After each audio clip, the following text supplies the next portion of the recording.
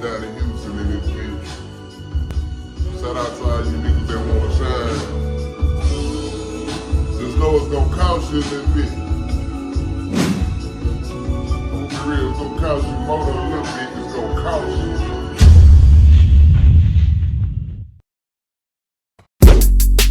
Donnie Houston.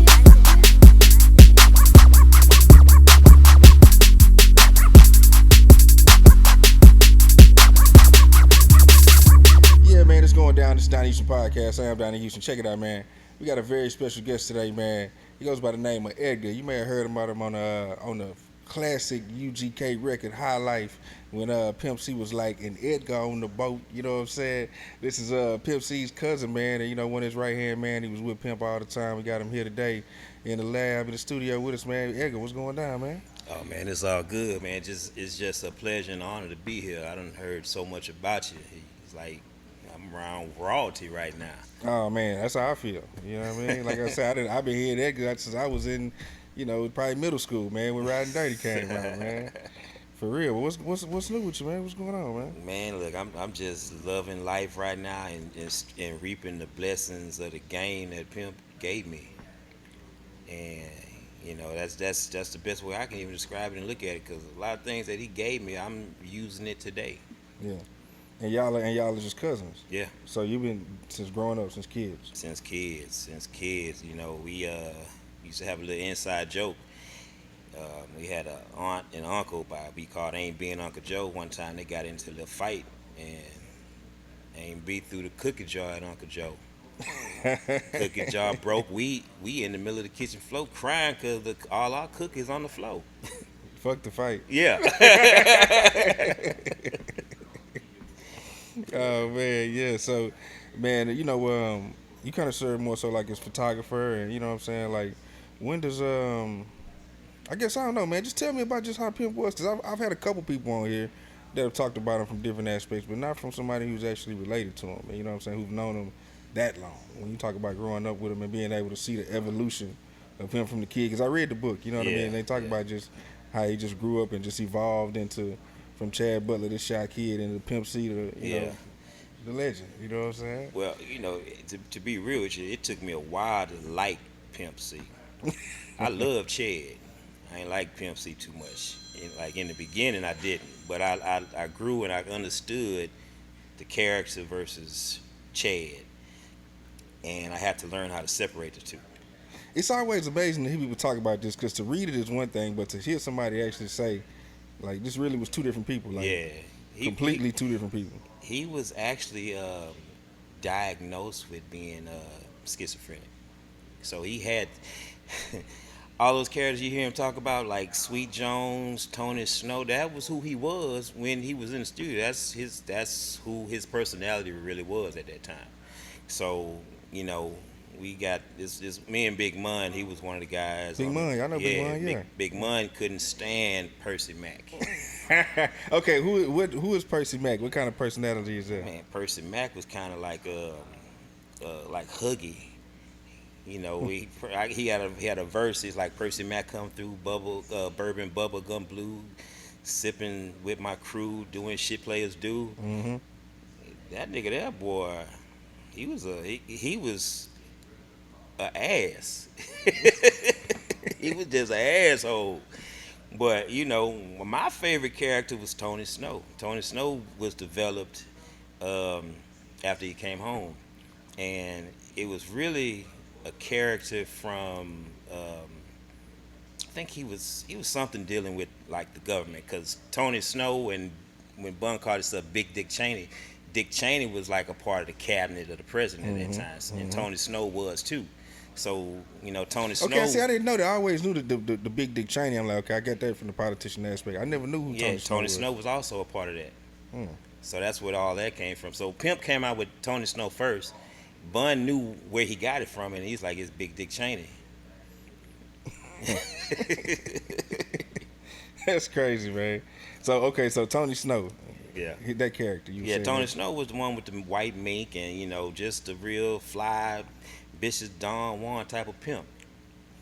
So what's the difference between a Percy Mack pimp and a player and a Tony Snow? Percy Mack was like one of them pimps that kind of, Aggressive gorilla pimping. yeah, Yeah. yeah. And Tony Snow was the boss. He was fly. He just kind of was like, calling shots from a distance. But Percy Mack was the nigga that would come and kick your dough in. So that's really what's the difference with them two. Yeah, man. It's But you look like you just thought about something like Nah, it'll probably come back again to me. Alright. I had a little thought, but it didn't went by me. Okay. But yeah, I did. Yeah. So yeah, man. Okay, so you how early do you start like kind of moving around with Pimp and like when they get into the rap thing and all that? Truthfully, I didn't get to hit the road with Pimp until he came home from prison, because he remembered I took pictures back in high school, and when he came home, I met him at his house, and he's like, "Ed, you take pictures still?" I'm like, "Yeah, kinda." And he pulled me out this side like, "Man, I want family around me. I want my family with me. I'm tired of being around all these pretty much being around the whole crowd of niggas." When we traveled, we had a small crew. It was pretty much 4 people with us when we moved. We didn't have all of that big entourage. 4 people, that's all it was. And then we had our street team with us at some point in time. But he kept it small, he kept it close, and he kept it around people he trusted. Because it was one time he had a few drinks. We sitting up in Benihana in L.A.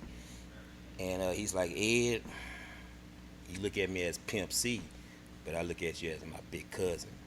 And it's just some shit I'm not going to do in front of you." So I kind of kept him grounded. And he gave me that respect for being his big cousin. Because it was like a 4-year difference. And he always gave me that respect. It would be times. It was one time that he pissed me off. And part of my job when I was on the road with him, besides being a photographer, I was his personal assistant, and sometimes I did A&R. But as a personal assistant, by he and I being kin, I wasn't scared of him. And I told him how I felt and told him what we needed to do.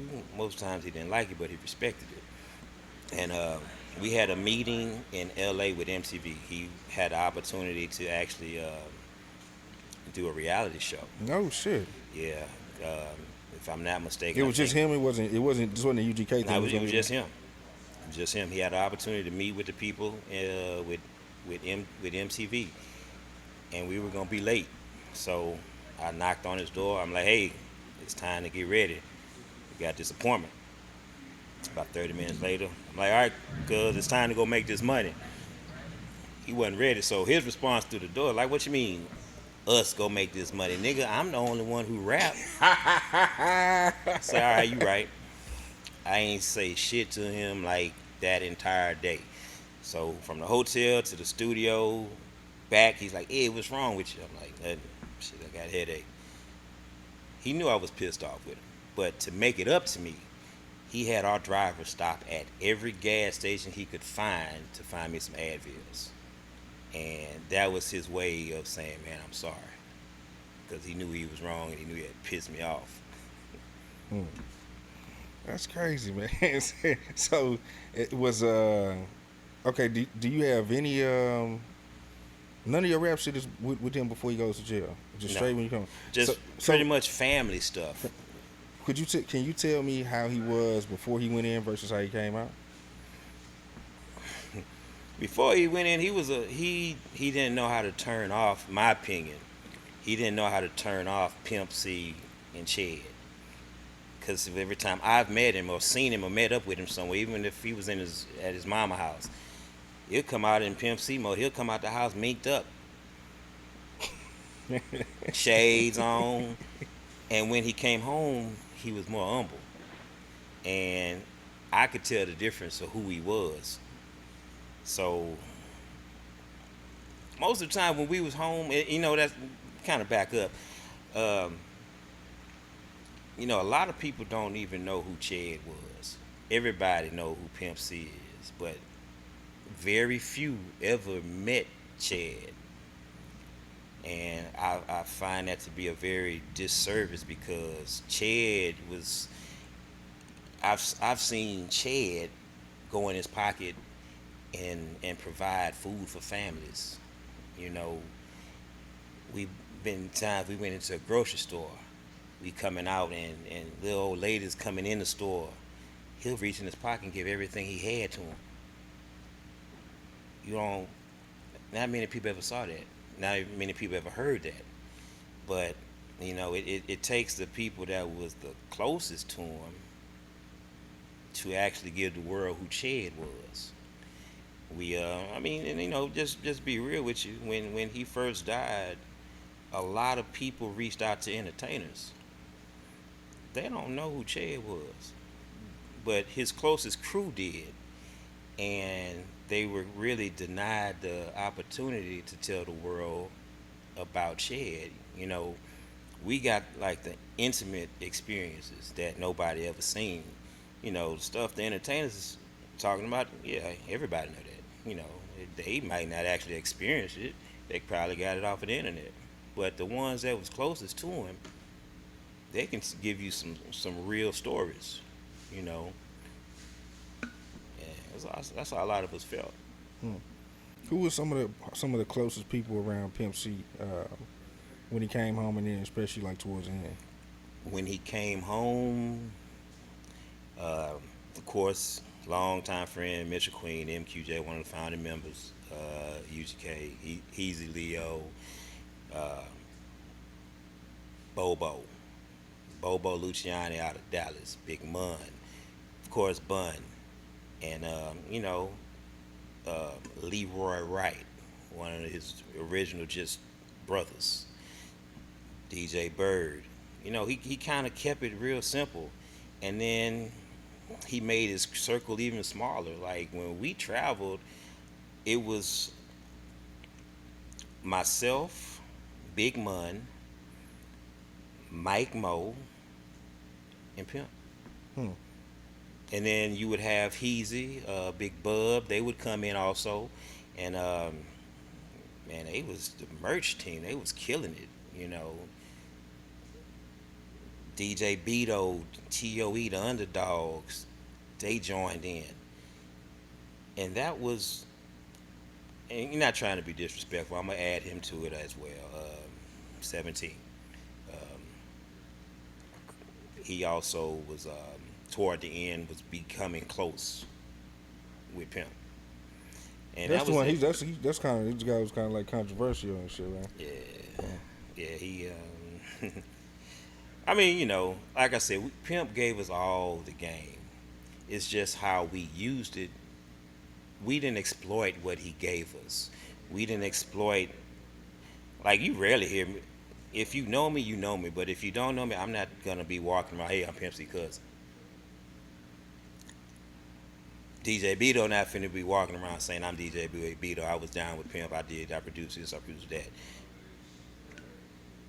That's not the way we went about doing it. We took the knowledge he gave us and used it to better ourselves. And all of those people that I said that used it to better themselves, when you sit back and look at them versus the ones that exploited the relationship, they didn't prosper from that.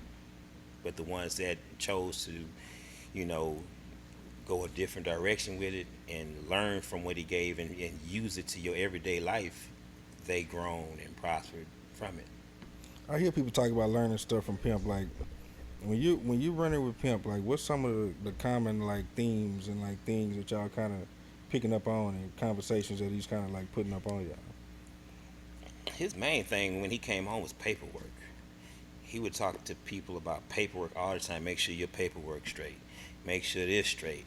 What's your publishing like? How many points you gonna get?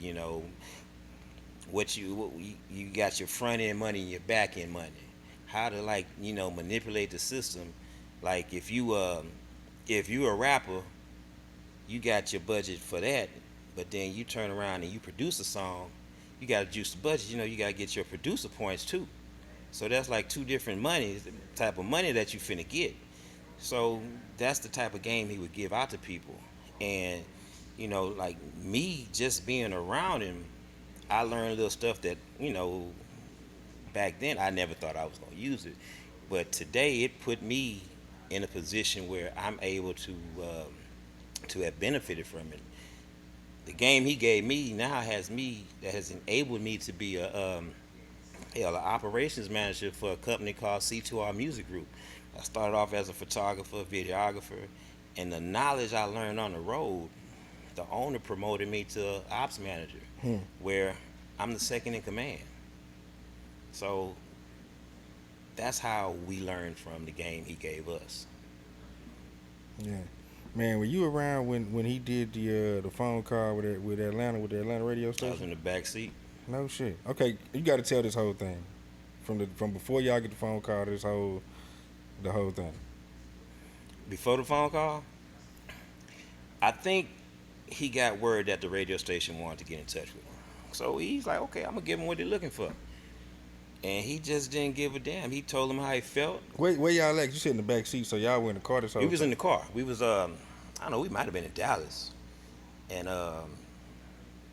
yeah, I think we might have been in Dallas somewhere. So I'm just in the back seat while he was on the phone with him. And I literally heard everything he said on that interview. So something like when he got to the point with the boy and the in the Range Rover, I'm like, damn, I couldn't. I was like, man, they probably heard me laughing in the back. But that's like stuff like that. We always talked about it, and it literally was people from Atlanta that he was cool with calling them and like, yeah, you're right. Hmm.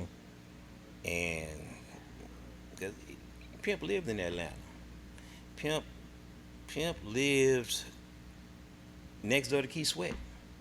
He got a song talking about I bought me a house next to that bitch Key Sweat. He literally lived next door to Key Sweat. Hmm. Back when Key Sweat had that bread. So Pimp had that bread too. Man, that's okay. So he gets off the phone. Does he feel like what I'm saying it's gonna be this big thing, or it was just like a regular day for It Pimp? was a regular day. It wasn't. So he got off the phone and y'all just went back to doing whatever y'all was doing. Mm-hmm. That was the end of it. He ain't really just dwell on shit. Once he said it, he was done. And he meant that if you ain't gotta like it, but you gotta respect it. And he was on to the next subject. Hmm. That's just how he was.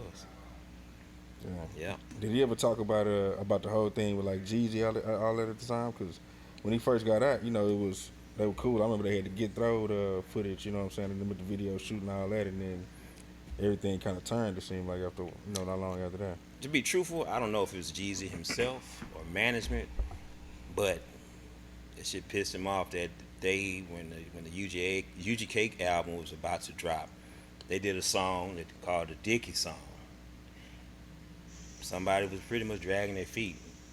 You don't know. I don't know if it was Jeezy or management, but Pimp wanted that song on the album. They wouldn't clear it, and I believe that was their ignition. Hmm. And yeah, he felt a certain type of way. I don't know. Maybe some people might have heard this on a video that's out, but Pimp did a verse about it. Pimp did drop a diss track, and just to make things real simple and clear, it was literally right before he ended up going to LA, in between Thanksgiving and the time he left to go to LA. Jeezy had a show. He came up to the room, opened up his door. He's like, "Hey man, y'all want to go to the Jeezy show?" He kind of looked around like, "Nigga, yeah, y'all want to go to the Jeezy show?" So we ended up going. We walked straight downstairs. First person we see, DJ Drama. DJ Drama kind of like surprised to see him, and somebody said like he heard him mumble like, "Damn, he came." From after that, he was like, we had spot VIP literally like right above the show. Jeezy came out like a G. I ain't never been to a Jeezy show, so he came out pretty much saying 17.5, yeah, nigga, I said it, and looked right up. I don't know if he actually knew that's what Pimp was, but he looked in that direction. And so, everybody was pissed off. And he ain't say nothing. So we get back to the house. Got a high rise on Westheimer. They started the session. He's like, all right, y'all mad? Nigga, put that shit on a song. Let's make a hit. And everybody who was there put out a verse. And Pimp came out saying, "You my favorite rapper in the street, but I ain't Gucci man. I'll leave your brains on your seat. Now, bitch, stop talking that shit before I leave your brains on your outfit." Classic Pimp. Oh man. Okay, so this is before he passed. You were showing me something, man, before we started, and it kind of tripped me out to even see that because I'm a huge Pimp C fan, dog. Like, Yeah. Pimp C was one of my favorites, dog, and I never got a chance to meet him. You know what I'm saying? But you were showing me you had pictures of his room, and you were saying, this one particular time you didn't travel with him when you Right. usually travel with him. That was the first time since he had been home that I wasn't with him. Because he would tell people all the time when we were on the road, he's like talking to Ed, is like talking to me. So he would send people to me when he was busy doing other things to like entertain them until he got able to be with them. And it was some type of mix up and misunderstanding about me going, and his wife ended up going instead of me. So that was my first time not going, and his wife came back earlier than he did. I used to. I've always been able to track him. I knew how he moved. I knew when he would pull a stunt and do something different. I had access to whatever he did, and the entire time he was gone, I stayed looking at the air flights, at the travel itinerary.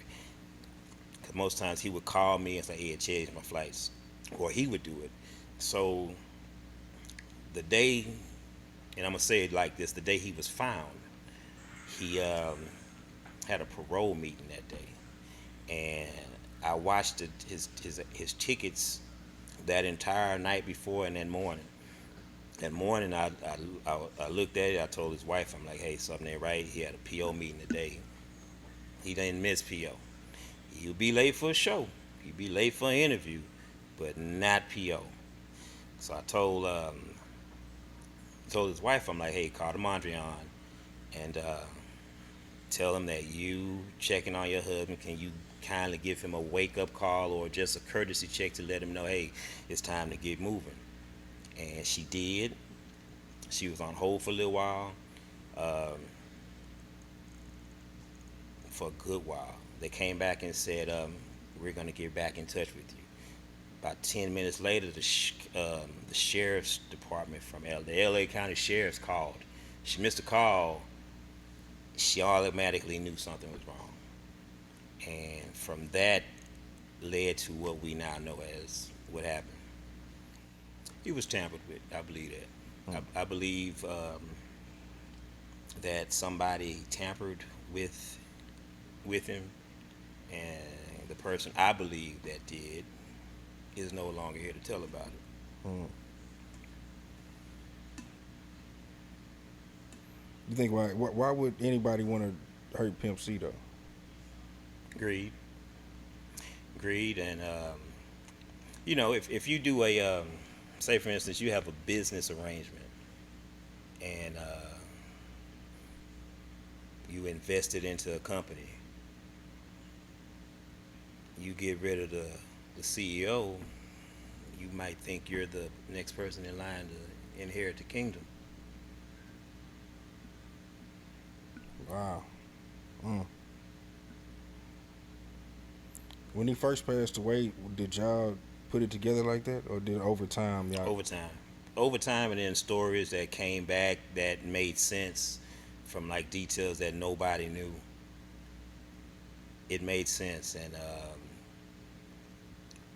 the person who we believe that tampered with him, he's not from Texas. So when you hear stories from people out of the state they're from that coincide with what you know, you just kind of 1 + 1 is gonna be 2 every day. And even then, I would imagine this person's plan, even still, Yeah, still didn't work in their favor. at all, at all. Yeah, that's wild. And truthfully, the only person from day one felt that he was tampered with was his mama. His mama literally said, "Somebody killed my baby," and was actually in the process of trying to generate funds to have his body exhumed so she can herself do another autopsy. And for that, I was one of the people that actually, saw him in the morgue. And that shit you see on TV with the body with that why, that's shit for real. And the only reason, because for a long part of time on that whole flight, I didn't believe it. And the only reason I wanted to go is because I wanted to see the tattoos. I wanted to see the specific tattoos so I could believe it. And I saw what needed to be seen. Damn, man. Did Pimp ever say anything to y'all to maybe give y'all a heads up to feel like this could possibly be like somebody wanting to harm him or something like that, or this? Not in so many words, but we would talk at times, and I was always quiet around people, and I just kind of watched people, and I always told them like, man, a lot of times if I don't talk to nobody, I don't really trust them.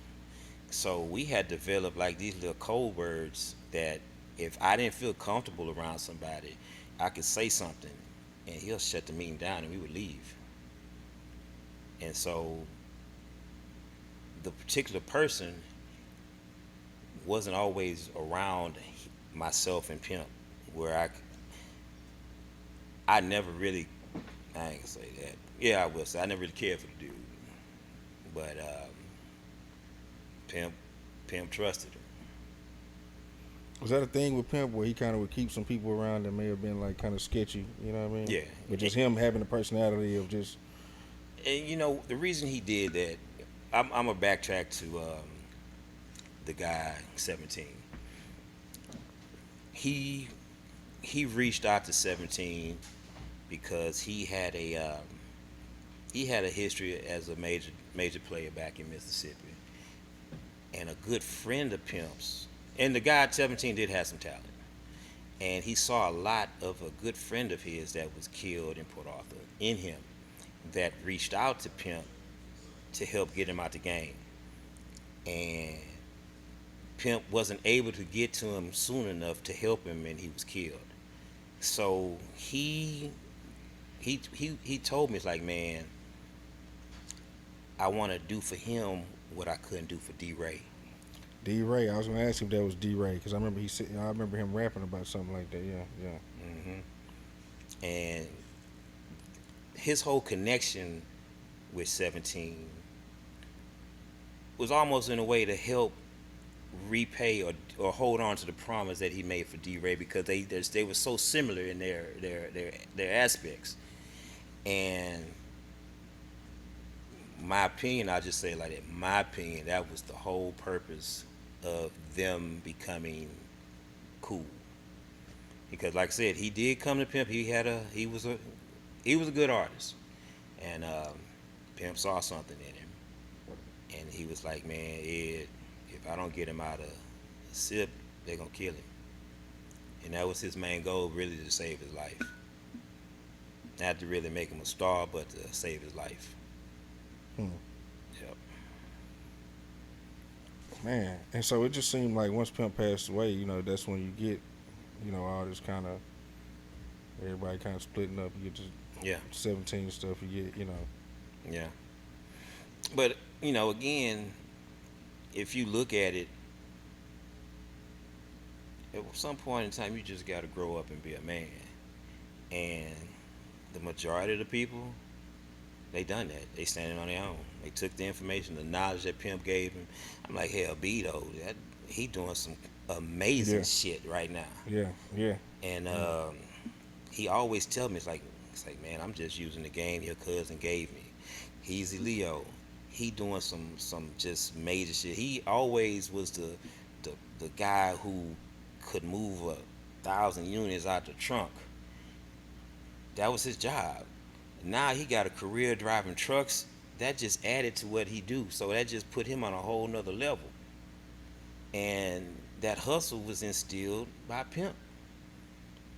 And that's how we kind of, I guess you can say we keep his legacy alive by what he instilled in us. Showing that. Yeah, Yeah. Just showing. yeah, Yeah. Showing the game. Yeah. that's it. Yeah. Hmm. Man. So okay, because you're gonna live forever with that line, Edgar on the boat. You know what I mean? Yeah, What would because I thought it was one thing, and then Beto was telling me, no, you actually working. I thought it was more like you was out like yeah. I worked on balling or some ships. shit. You know what I'm saying? Yeah. Yeah, when I was on the ship, we go to the ports or whatever. I get a postcard and I send it to Pimp. And I came home off the ship. They had just finished the album, and everybody coming out the house talking about Egg on the boat. Hey, Egg on the boat, nigga. I ain't on the ships no more. So he came up to me and he's like, "Yeah, man. I remember what you told me. It's like people don't believe when they say you my cousin." He say, "So I gave you a shout out on my CD." Man, that's And real. he was like, and I heard it, and I heard everything in its entirety. He had a cousin named Dee Dee. That was a female cousin. She was getting married. Dee Dee getting married. Egg on the boat. What about Baby Joe? And people think he's saying Baby Doe, but he talking about his daddy, Baby Joe. What about Baby Joe's son? Oh, Chad, he's selling dope. And that's how our family talked. Hmm. That's just how the family would get together back in the day. And they tell about everybody, they talk about everybody kids and what their kids doing. And sometimes it be the haters in the family. They hating on the other siblings or cousins. You're like, man, yeah, they kids ain't this, they kids ain't that. Yeah, Baby Joe's son, he's selling dope. Oh, but Edgar doing good, he on the boat. Dee Dee good, she getting married. And that's how people really talk. Hmm. Man. So okay, if you had to say what's your top 5 UGK records all time? Mm.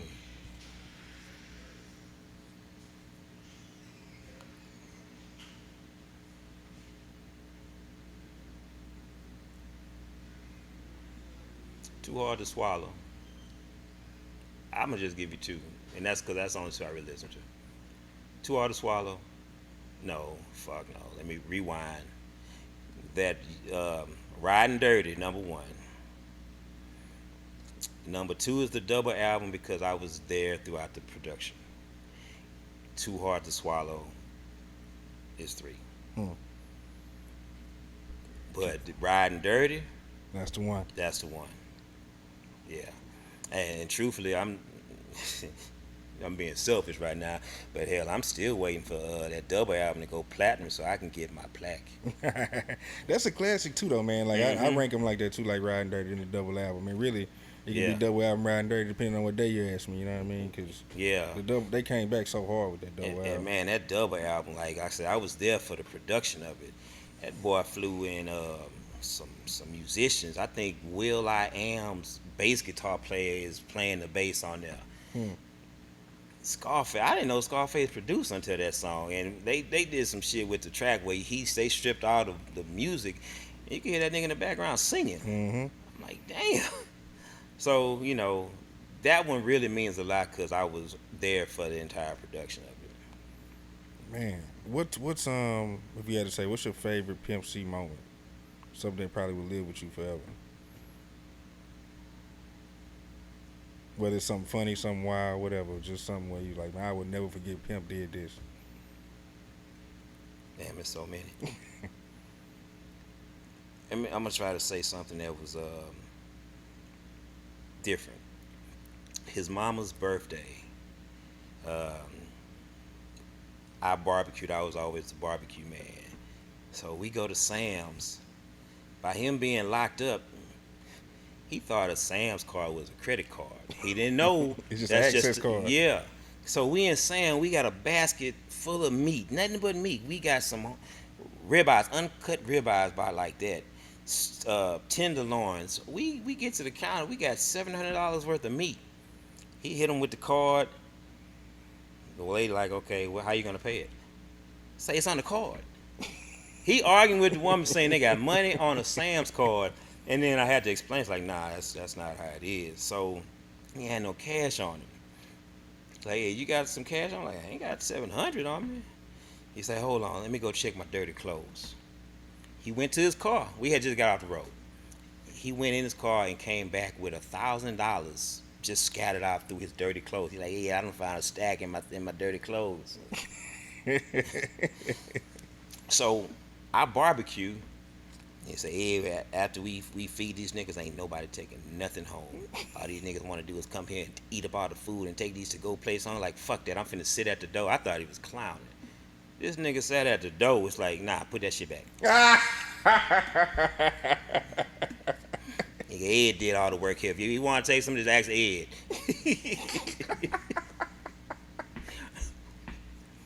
Wait, so okay, how many moments was it like that where Pimp would just go left and he would just be on some shit and you like, I just gotta just roll with You it? just had you had to be a video recorder to grasp everything. Cincinnati, Ohio. It was supposed to be like a Legend of the South tour. You had U.G.K, you had I think Ball and G, and I think the Ghetto Boys. So we at the hotel. The promoter calling Pimp, hey man, we need you here. It's about that time. So we pull up in the van. He's like, Ed, go get my mic. I'm ready. I go backstage. I say, hey Pimp, ready for the mic. So everybody back there chilling, like, nah, we ain't going on yet. I'm like, oh fuck, this nigga about to act a fool. So I go back to the van. He's like, nah, it ain't time yet. He's like, nigga, what you mean it ain't time yet? So he get out the van, he goes through the backstage and just start going off. It's like, where that whole ass promoter at?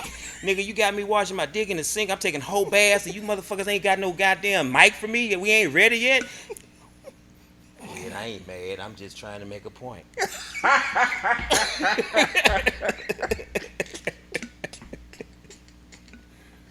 Oh my God, man. Yeah, that's how he was. I ain't And mad. I'm just trying to make a point. And look, Pimp liked attention. We in Atlanta. We finna catch a flight. We had some homegirls that we met that was from Port Arthur that was on the same flight with us. So we talking to them. Next thing you know, they got a crowd of niggas across from us. So Pimp like, man, what's going on over there? He want to know who got as much attention as he do. So one of the girls, oh, that's just Michael Vick. Like, who is Michael Vick? He never was a sports fan. He had been locked up. He's like, who's Michael Vick? I'm like, Vick. He's like, shit. Nigga, he the quarterback for the Falcons. Oh yeah? He a star? Hell yeah, he a star. He the coldest black quarterback in the league. And probably was the only one relevant in that at that time. So Vic see the same thing going on over there. He trying to figure out. I see one of his people say, oh man, that's Pimp C. They made eye contact. They meet like in the middle of the hallway or whatever. Pimp gonna say, man, I'm a big fan of yours. Like, oh, nigga, you just said. Oh man. Same situation. It just kind of show you how he never really thought about what he said. Homegirl from PA, he's like, yeah, yo, child, go to my psychiatrist. The homegirls are like, damn, I ain't know her son went to this. He to put up business all out the street. That's funny. Yeah. So Yeah. Pimp went to the psychiatrist. He did all that. Oh yeah. Mm-hmm. He could have got a check. He could have got a check. No shit. Yeah, he was certified. Like I said, all them characters was real people to him. You just had to figure out who was who at that time. Was it ever a time when you was like, all right, Pimp, like this is too wild, man. Like you got to really, Oh yeah. you got to calm down, bro. Like it was one time we did a show. This, you know, the nigga always sagged his pants. This nigga came out the hotel and ain't have on no drawers. He's sagging. What? Yeah, I went up, nigga, if you don't go put some damn drawers on, fuck them. I'm going to give them what they want to see.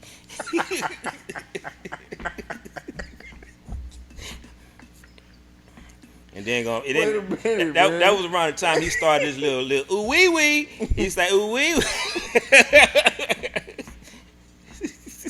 Oh my God, man. How y'all? I can't even imagine every day y'all got something going, man. This is- Every day. It was before the reality show. If we had cameras that actually recorded at that time, man, I think the life of Biggie is on Netflix from the cameraman shit. It'd be a whole different aspect with Pimp. Man, I can only imagine. I'm gonna give them what they want to see. That's hilarious. That's hilarious, man.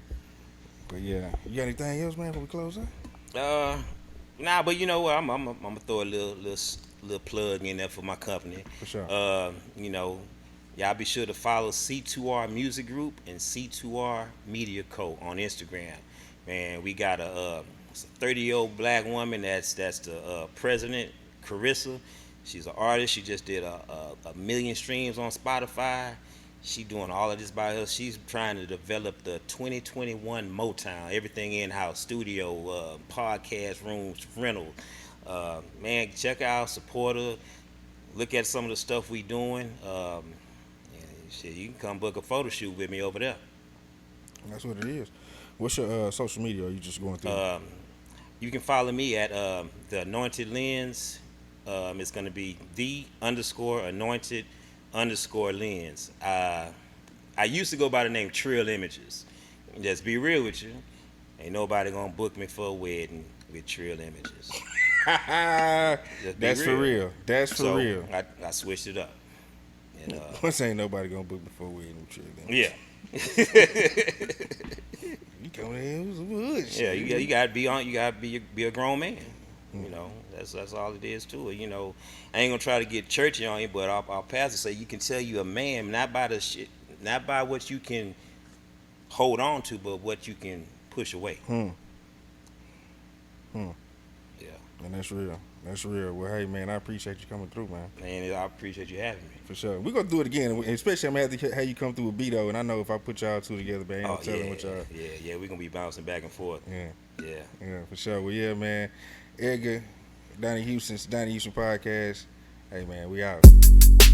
Donnie Houston.